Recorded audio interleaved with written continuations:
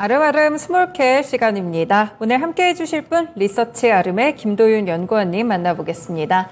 연구원님 안녕하세요. 네, 안녕하세요. 네, 오늘 연구원님과 함께 또 어떤 종목 자세하게 들여다볼지 첫 번째 종목부터 화면으로 보겠습니다. KTIS네요. 엘리베이터 광고에서 AI 맞춤형 광고까지 확대 가능.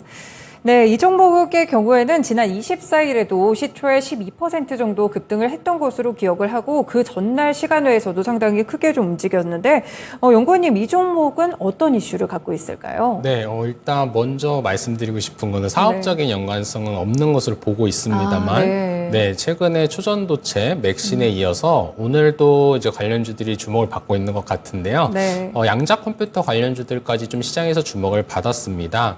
오늘은 좀 다른 뉴스가 전해진 것 같지만 그 당일에는 이제 한국원자력연구원의 첨단 양자 소재 연구실에 김재욱 박사 등이 참여한 국제공동연구진이 이런 좀 새로운 소재를 개발했다는 소식이 좀 전해졌던 것으로 기억을 하고 있습니다. 네. 향후 양자 컴퓨팅과 양자 센서 소자 설계에 큰 도움이 될 것이라는 인터뷰 내용이 함께 전해지면서 시장에 좀 영향을 미쳤었는데요. 일단 당일에 좀 동사 주가가 올랐던 것은 KT가 이제 동사의 모회사인데 스위스 제네바에서 지난 3월 13일부터 24일까지 개최된 국제전기통신연합 전기통신 표준화 부문에서 연구그룹 회의 안에서도 이제 양자 인터넷 기술을 제안을 했고 그게 국제 표준화 과제로 승인됐다는 소식이 전해졌었어서 동사의 모회사가 KT다 보니 한번 관련주로 주목을 좀 받았던 것 같습니다. 네. 다만 좀 말씀드리면서도 아마 좀 느껴지셨겠지만 실제 사업적으로 관련성이 커 보이지는 않고 이런 테마와 엮이지 않으면 최근에 또 좀 좋은 중소형 기업들이 굉장히 좀 저평가를 받는 상황도 개인적으로는 조금 안타까운 모습인 것 같습니다.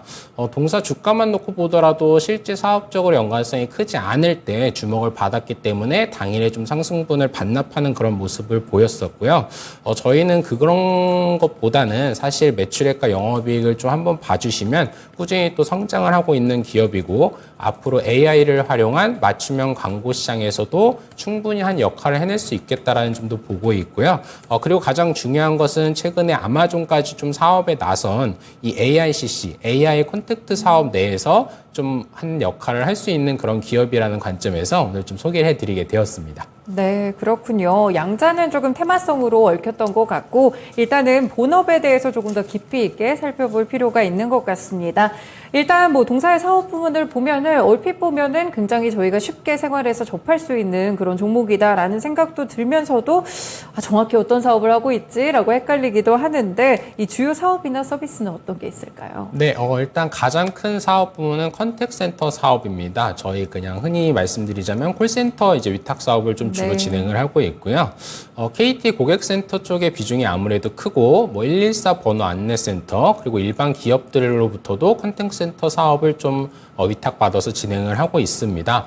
사기업이나 공공기관, 병원 등을 대상으로 아무래도 기존의 KT 고객센터를 운영한 그런 레퍼런스가 있기 때문에 사업을 꾸준히 잘 하고 있다 이렇게 말씀을 드릴 수가 있겠고요. 좀 구체적으로 말씀을 드리자면 인력 파견하는 부분, 시스템과 솔루션 판매에서도 이제 매출액을 발생시키고 있습니다. 그 다음으로 좀 매출 비중이 큰 것은 유통 사업입니다. KT 플라자를 통해서도 현재 판매를 하고 있고 이 컨택센터를 운영하면서 또 KT 유선 상품, 무선 상품 등을 또 판매를 하고 있습니다. 그리고 K딜 또 행사를 통해서도 판매를 하고 있고요. 안내 사업은 한 200억 원대 매출을 일으키고 있는데요. 114 번호 안내 사업을 좀 진행을 하고 있고 앞으로는 신규 사업으로 디지털 커머스 사업 그리고 엘리베이터에서 요즘 좀 보이시겠지만 타운보드라는 그 모니터를 통해서 광고하는 시장에 좀 진입을 해서 매출액을 좀 일으키고 있습니다. 네. 사업부별 매출 비중으로는 컨택센터 사업이 62% 정도가 되겠고요. 유통 사업 23%, 신규 사업 9%, 114 안내 사업 4% 정도로 올해는 좀 추정을 하고 있습니다. 네, 그렇군요. 일단 컨택센터 사업을 가장 좀 메인으로 하고 있는 기업이다라고 보면 될 것 같은데 이 동사가 갖고 있는 114 번호 안내 서비스 그리고 이제 고객센터를 다 포함을 해가지고 전업종에서 사용 가능한 AICC 솔루션을 도입했다고 하네요. 아까 서두에서도 좀 말씀을 주셨는데 AICC 솔루션은 무엇인가요? 네, 이제 콜센터에 좀 AI 기술을 적용했다 이렇게 좀 말씀을 드릴 수가 있을 것 같습니다. 특히나 이 통신 3사 쪽에서도 이제 좀 많이 최근에 도입을 하고 있고 뭐 아마존 같은 글로벌 IT 기업들도 상당히 좀 관심을 보이고 있는 그런 분야입니다. 이제 AI 기술을 가지고 어디서 돈을 벌까 사실 이번에 엔비디아의 실적 발표에서도 드러났지만 상당히 많은 그런 AI 칩들이 팔렸고 그것은 즉슨 어떤 기업들에게는 이미 투자 비용으로 지출이 됐다는 것인데요. 이렇게 투자 비용을 지출하고 나서 보니 이제 매출액을 일으키고 매출액뿐만이 아니라 수익성도 좀 확보를 해야 하기 때문에 AI 기술 가지고 어디서 돈을 벌지에 대한 고민들을 좀 많이 하고 있는 것 같습니다. 그렇게 봤을 때 결국에는 뭐 이런 AI 컨택센터를 이제 그동안 운영했던 데이터들이 상당히 많이 있기 때문에 자동화할 수 있는 분야에 있어서 좀 자동화를 하고 인력 비용을 좀 줄여나가는 관점으로 사업이 시장에 열리고 있는 것으로 보이는데요. 시장 규모만 놓고 보더라도 이제 얼라이드 마켓 리서치에 따르면은 2020년도에 국내 한 560억 원 정도밖에 되지 않았던 시장이지만 2030년에는 무려 한 4,600억 원까지 국내에서만 좀 시장이 커질 수 있다. 결국에는 요즘에 사람 구하기가 워낙에 힘들다 보니까 이런 인건 그 비용을 조금 줄이는 관점에서 도입이 되고 있는 것으로 보여지고요. 글로벌 시장으로 보게 되면 좀 더 큰 시장 규모를 형성하게 됩니다. 2022년도에 한 2조 원 정도 규모에서 2030년에 10.6조 원까지 좀 보고 있는 그런 시장이 되겠고요. 동사 같은 경우에는 현재 클라우드 기반의 이 AI 기술을 접목시킨 맞춤형 서비스를 제공하고 있습니다. 콜센터 아웃소싱 산업에서도 이 AI 도입을 실제로 하고 있는 그런 모습으로 봐주시면 되겠고요. 대표적으로는 저희 이제 세브란스 병원 이용하시는 분들도 많이 있으실 텐데요. 네. 여기서 그 병원 예약 일정을 안내해주는 AI 세라봇 을 국내 최초로 도입하기도 했습니다. AI가 이렇게 좀 간단한 업무들을 수행하면서 복잡하고 정교함이 요구되는 업무는 AI가 사람을 좀 지원해주는 방식으로 가고 있고요. 그렇게 하면서 점점 기술이 고도화되면서 앞으로도 조금 더 복잡해지는 그런 업무까지도 도입이 될 수 있을 것 같습니다. 사용자들 입장에서 사실 가장 좋은 점은 비용 절감입니다. 이렇게 조금 AI를 도입하면서 유효 인력이 생기고 그 유효 인력들을 새롭게 좀 교육하는 과정을 통해서 조금 더 부가가치가 높은 업무로 좀 재배치가 되고 있다고 합니다. 앞으로 충분히 AI 기술이 이제 실적적으로 매출이나 뭐 이익 쪽으로 좀 도움이 될 수 있을 만한 시장으로 보여집니다. 네, 그렇군요. 인공지능을 또 기술을 접목을 하면서 사업의 효율화까지 가져가고 있는 상황입니다.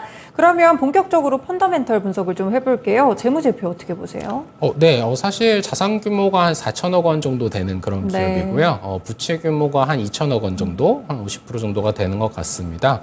사실 뭐 크게 특별히 말씀드릴 만한 점은 없어 보이고요. 네. 아무래도 모회사가 KT다 보니까 뭐 안정적으로 유동성이나 이런 쪽에서는 제가 좀 따로 드릴 말씀은 없을 것 같고 실적적인 부분을 한번 좀 다시 말씀을 드리고 싶습니다. 사실 지난해만 해도 영업이 거의 200억 원 가까이 이제 상승하는 그런 모습을 보여줬기 때문에 꾸준히 조금 시장에서 그 실적적으로 성장을 해왔지만 말씀드렸다시피 이렇게 좀 기존 사업들이 일상생활에서 저희가 주변에서 볼 수 있지만 또 그렇게 엄청 매력적으로는 다가오지 않았던 것도 사실인 것 같습니다.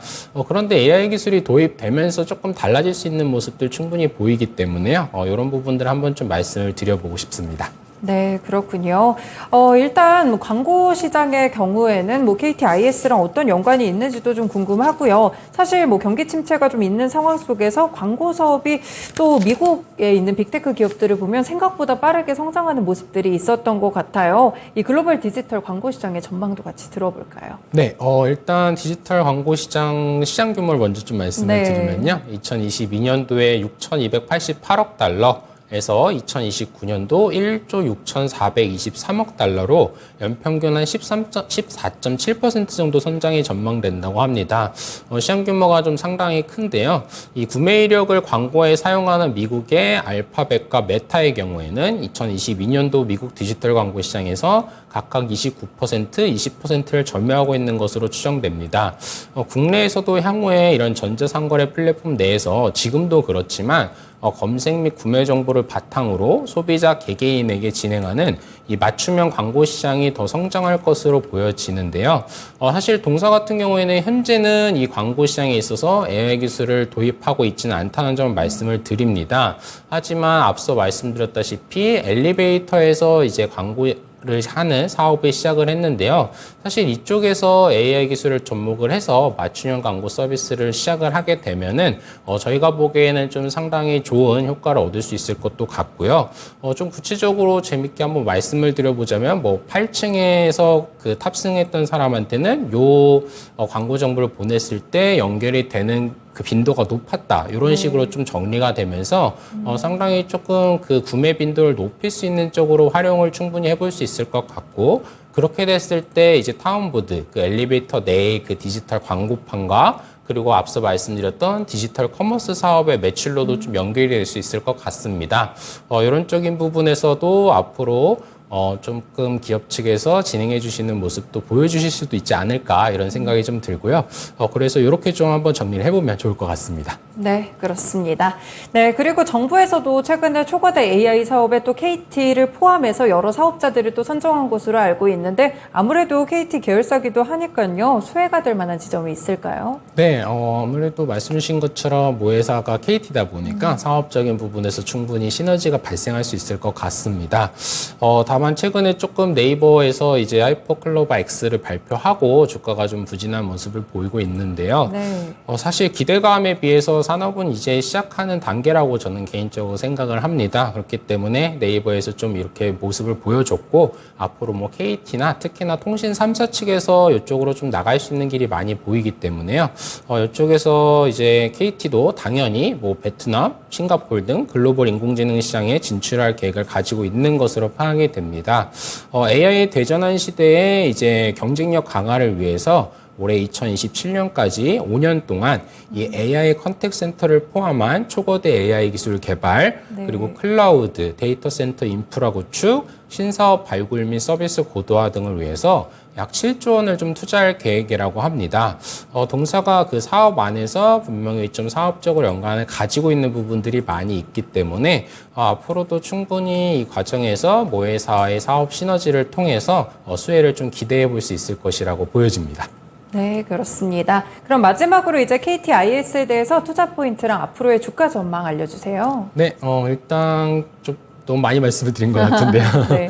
네, KT를 좀 모회사로 두고 KT 고객센터와 이제 AI 컨택센터 사업을 비롯해서 안정적인 매출원을 확보할 수 있다는 점을 말씀드릴 수가 있겠고요. 이 타운보드 TV 모니터를 활용한 신규 광고 서비스 성장이 기대가 되고 2022년도 1월 기준으로 12,000대에서 2023년 1월 35,000대로 좀 빠르게 성장세를 보이고 있다는 점입니다. 사실 이제 제가 그 자취를 하고 있는 오피스텔에는 이게 원래 있었는데요. 네. 이번에 본가를 가보니까 원래 없었는데 이 새롭게 좀 설치가 된 모습을 좀 보기도 했습니다. 생각보다 조금 도입이 좀 잘 되고 있는 것 같고요. 결국에는 그런 광고자들의 수요가 좀 확인이 되고 있는 것으로 보여집니다. 그리고 이제 디지털 커머스 신규 사업 같은 경우를 좀 말씀을 드리고 싶은데요. 기존의 유통 사업을 좀 더 확장하는 그런 개념으로 국내의 유명한 제조사의 다양한 상품들을 직접 발굴을 해서 판매 채널 다변화를 이뤄낼 것으로 보여지는데요. 수익성 관점보다는 외형 확장 관점과 그리고 조금 이제 진행하려는 그런 광고 사업들과 조금 연결이 될 수 있겠다라는 좀 말씀을 드릴 수가 있겠고요. 마지막으로 이 AICC 사업 성장성이 기대가 된다는 점, 결국에는 AI 기술이 광고 시장에서 타겟팅을 하는 영역에서 상당히 좀 많이 쓰일 수 있는 부분이 있다는 점을 말씀드릴 수가 있겠습니다. 적정 주가는 올해 예상 EPS 500원에 타겟퍼는 8배 정도를 적용해서 4,000원으로 제시를 해놓은 그런 상황입니다. 네, 이제 또 사업이 또 확장되려는 그런 기업이기도 한데요. KTIS 오늘도 소폭 상승하고 있습니다. 일단 4,000원 목표 주가 주시면서 함께 또 투자 포인트 정리해 보시면 좋을 것 같습니다. KTIS에 대해서 알아봤고요. 두 번째 종목 넘어가 보겠습니다. HK이노엔입니다. 내년 위식도 역류질환 치료제 K캡의 성장을 기대하고 있네요. 네, 이 리포트 제목도 이제 보니까요. 쓰린 속도 수익률도 챙겨줄 신약 K캡 2024년 영업이익 대폭 전망이라는 리포트를 내셨던데 대표 제품에 또 어떤 이슈가 있어서 이렇게 이익이 고성장할 거다라고 전망을 하시나요? 네, 일단 해외 시장 진출 모멘텀을 가장 크게 좀 보고 있습니다. 사실 이미 35개국의 각 파트너사들과 계약을 체결을 했고요. 한국, 중국, 몽골, 필리핀, 멕시코, 인도네시아에는 이미 출시를 해서 판매를 하고 있는 그런 상황입니다. 페루와 싱가포르에서는 이제 그 파트너사들과 협업을 통해서 품목 허가를 획득해서 출시를 준비하고 있기 때문에 곧 8개국으로 좀 늘어날 예정이고요. 국내 소화성 궤양제 시장 규모가 한 1.1조 원 정도가 됩니다. 미국에서도 약 3.7조 원 정도 시장 규모를 형성을 하고 있는데요. 미국 쪽 스케줄을 좀 봤을 때는 2020년도 5월에 FDA 임상 1상 승인을 받았고 2021년 12월 미국의 세벨라라는 기업에 100% 자회사인 브레인트리와 기술 이전 계약을 체결을 했습니다. 임상 1상 결과는 22년 4월 초에 공시가 됐고요. 미국 임상 1상 및 한국 시판 데이터를 근거로 임상 2상을 건너뛰어서 바로 3상에 진입을 했습니다. 네, 그러면서 22년도 10월에 이제 미란성, 비미란성 위식도 연료 질환 대상으로 임상 3상 첫 환자 투약이 완료가 됐고요. 올해 말쯤 투약 종료가 되고 내년도에 NDA 제출을 하고 25년도에 좀 출시를 목표로 하고 있습니다. 그래서 좀 주요한 국가인 미국 시장에서 이런 스케줄을 좀 말씀을 드렸고요. 당장 내년도에 좀 실적이 기대가 되는 부분은 사실 중국 쪽입니다. 2022년도 5월부터 비급여 판매를 시작했는데요. 올해 3월에 중국의 보험급여 목록에 등재가 되면서 본격적인 매출이 좀 발생할 것으로 보고 있습니다. 중국 판매에 대한 로열티는 반기마다 정산될 예정으로 초기 4개월치는 한 30억 원 정도로 예측이 됐었고요. 상반기분이 이번 3분기에, 하반기분은 내년 1분기에 정산될 예정입니다. 중국의 소화성 궤양용지 시장은 한국과 미국보다도 조금 큰 약 4.2조 원 정도 규모가 되겠고요. 작년에 좀 중국 파트너사의 발표에 따르면은 2027년까지 매출 한 6천억 원 정도를 좀 목표로 잡고 있다고 합니다. 중국에서 로열티를 좀 수령하기 시작했고, 미국에서는 2025년도 판매를 앞두고 있고, 미국 임상 1상 데이터를 가지고 유럽에서도 3상이 바로 가능하다고 확인을 받은 상황이기 때문에요. 이르면은 올해 말에서 내년도까지 유럽 빅파마와 파트너십 체결도 가능하다고 보고 있습니다. 그래서 내년도에는 중국 쪽에서 이제 올해 보험급여 등재가 되면서 수익이 좀 발생하면서 이게 기여를 할 것으로 보여지고요. 미국과 유럽 쪽은 2025년도부터 그래서 현재 판매하고 있는 약의 판매 효과가 늘어나면서 성장 스토리를 좀 보고 있습니다. 네, 그렇군요. 사실 뭐 SK인원 하면은 K캡을 빼놓을 수가 없으니까요. 이 K캡이 정확히 어떤 치료제인지 그리고 이 제품이 매출액에는 어느 정도의 비중을 차지하고 있을까요? 네, 일단 위식도 역류 질환 및 소화성 궤양 치료제라고 합니다. 사실 불규칙한 생활 습관이나 그렇죠. 네, 스트레스, 뭐 알코올, 카페인 과다 섭취 요즘 좀 사실 저희도 좀 많이 하고 있는 그런 맞아요. 네, 상황인 것 같은데요. 이러면서 조금 수요가 계속 늘고 있고 이런 것들의 적응증, 이런 것들을 치료하기 위한 치료제로 판매가 되고 있습니다. K캡의 이점으로 조금 말씀드릴 수 있는 게요. 다양한 적응증을 보유하고 있다는 점입니다. 사실 좀 의학 용어가 많기 때문에 조금 간단히 말씀을 드려보면요. 위식도 연료 질환이 이제 내시경을 했을 때 안에 뭐 상처가 있을 때, 없을 때 네. 각자 좀 구분을 해서 좀 적응증을 나눠놓은 것 같은데 모두 좀 처방이 가능하다는 점 말씀드릴 수가 있겠고요. 또 뭐 헬리코박터 파일로리 제균을 위한 항생제 병용요법, 뭐 미란성 위식도 연료 질환 치료 후 유지요법 등 결과적으로는 좀 다양한 상황에서 의사분들이 처방을 할 수 있게 현재 설정이 되어 있다. 이렇게 좀 정리를 해서 말씀드릴 수가 있을 것 같고요. 네. 결국에는 이 적응증에서 이제 어떤 작용 기전에 따라서 뭐 P캡 제재, PPI 제재, 뭐 H2RA 이렇게 좀 구분이 되는 것 같은데요. 이 제재들을 설명하기보다는 결국에는 저희는 P캡 제재라는 점을 말씀을 드릴 수가 있겠고요. P캡 제재는 PPI 제재보다는 좀 더 빠르게 위산 억제 효과를 나타낼 수 있다는 점, 적용 시간이 길다는 점, 식전, 식후 관계없이 복용할 수 있다는 세 가지 점에서 조금 우위에 있다라고 좀 보여지고요. 그리고 H2RA 같은 경우에는 이제 사실 바람 입시가 조금 발생을 하면서 네. 최근에는 이 P캡 제재의 이 매출 비중이 점점 늘어나고 있다는 점을 말씀드릴 수가 있겠습니다. 숫자로 좀 말씀드리게 되면은 21년도 785억 원에서 22년도 905억 원을 기록했고요. 올해 1137억 원, 내년에 1760억 원, 내후년도 2240억 원까지 매출액을 좀 보고 있습니다. 네, 그렇군요. 같이 한번 또 주요 제품이나 기본적인 분석들을 들어봤습니다. 이제 펀더멘털 분석으로 좀 넘어가 볼게요. 사실 뭐 K캡과 관련해서 이 동사의 또 파트너사의 재계약 이슈 때문에 재고 조정이 있다. 이 부분이 또 우려스러운 점이라는 그런 분석들이 좀 많았던 것 같은데 매출에는 큰 타격이 없는지 재무 구조도 같이 봐주세요. 네, 사실 말씀 주신 것 때문에 올해 조금 매출의 역성장은 질 것으로 네. 좀 보여지고 있습니다.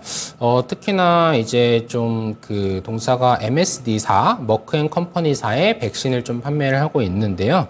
대표적으로 뭐 자궁경부암 백신인 가다실 9, 요거 대상포진 백신 조스타박스 등 이런 백신들 좀 판매를 하고 있는데요. 요게 조금 올해 판가 인상을 앞두고 작년에 조금 더 많이 팔리면서 기저효과도 좀 있기 때문에 그런 부분도 매출의 역성장에 좀 일부 기여하는 부분으로 말씀을 드릴 수가 있겠습니다. 네. 그래서 올해 실적 전망치 같은 경우에는 매출액은 전년 대비 한 1.6% 감소한 8,329억 원 정도, 그리고 영업이익은 전년 동기 대비 19.5% 증가한 628억 원으로 추정이 되는데요. 결국에는 매출액은 감소한데 이익은 높게 추정이 되고 있는 부분들이 결국 중국에서 발생하게 될 로열티에 대한 부분들, 거기는 이익률이 높게 들어오는 매출액이기 때문에 이익률은 좀 높게 잡혀 있는 부분으로 말씀을 드릴 수가 있겠습니다.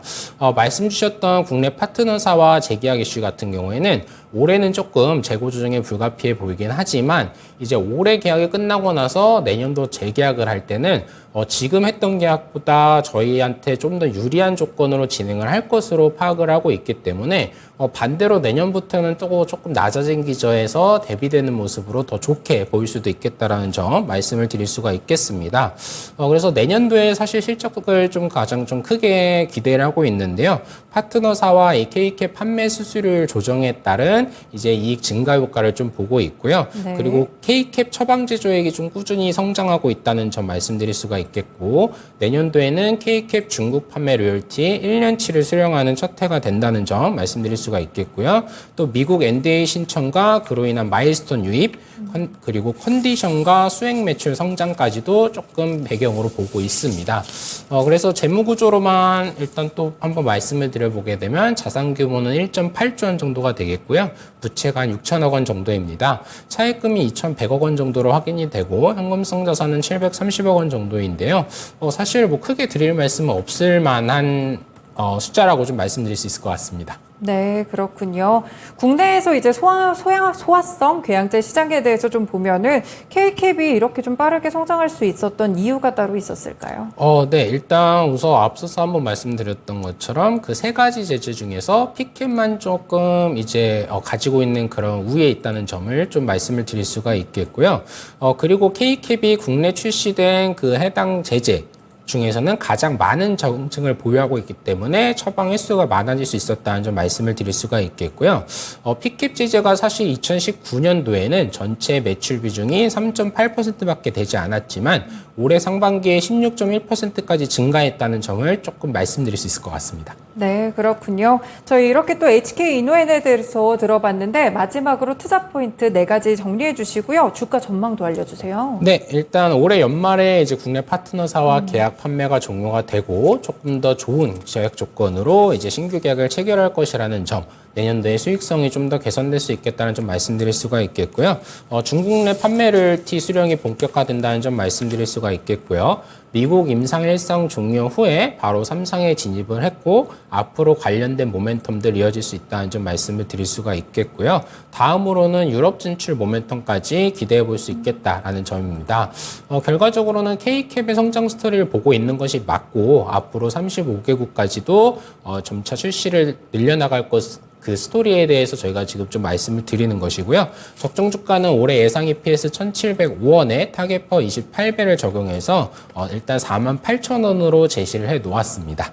네, 그렇군요. HK이노엔 오늘은 조금 하락하고 있는데 갖고 있는 투자 포인트들이 상당히 많은 것 같습니다. 이 종목도 주목해 보시면서 앞으로 관심 많이 가져보시면 좋을 것 같습니다. 연구원님 오늘 말씀 여기까지 드릴게요. 고맙습니다. 네, 감사합니다.